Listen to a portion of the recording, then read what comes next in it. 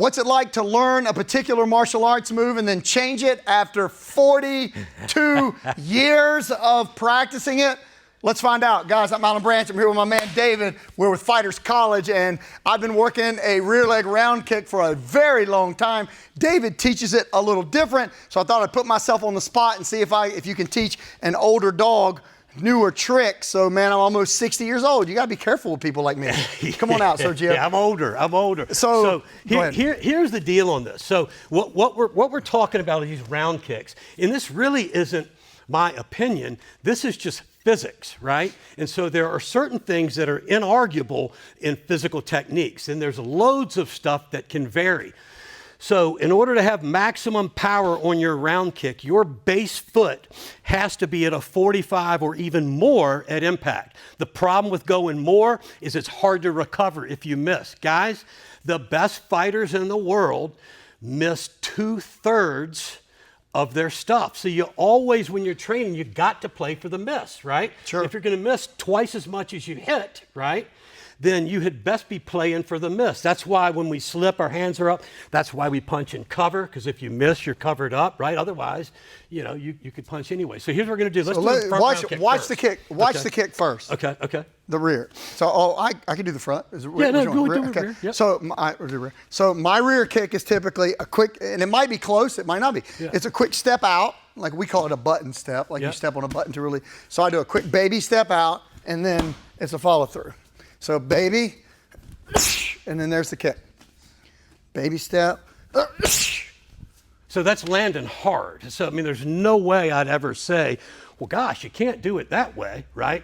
But if he pulls back when you do that kick. Like retreats? Yeah, he's going to just so pull I backwards go and he moves away, then I right, got it. That's hard, right?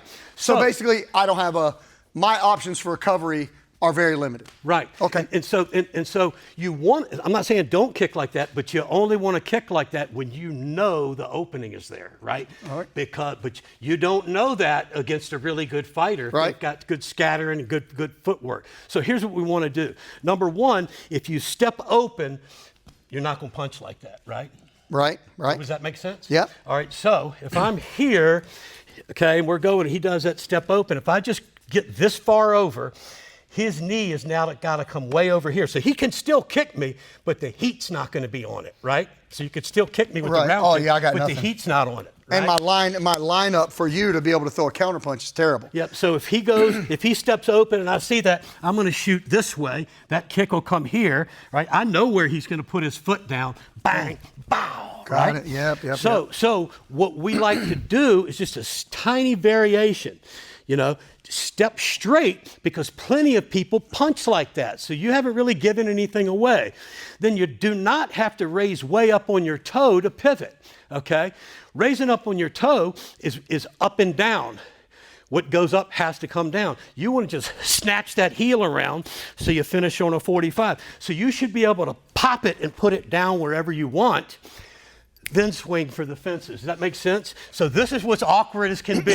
This is extremely awkward. All right, so now, take a baby instead step of going straight, out, yeah, a choke up. Yeah, bring that knee up over here, and then bang, but give me a little more pivot. Torque that hip. So do I make it more like a traditional kick as the kick goes a full rotation pivot? Yep. Okay. Yep. Right. Or 45, at least a 45. All right, so that's weird. That little step is different. Yeah, it is.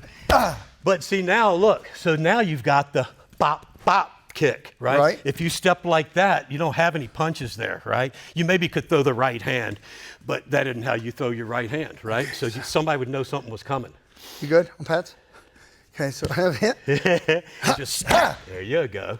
And so you could easily put that down over there then. All right, let's try that, because I'm used to, you're Coming right. through. I Yep. was taught to put it down, so I'm trying to return. All right, here we go. So, forward step is different. And just pull that knee back. Right. Now, was that kick hurt if it landed? Yeah. So it's not like it doesn't have power, okay? But now you have a bunch of options. You can put that daggone thing over there, bang, step over, pop, pop, right? Do whatever.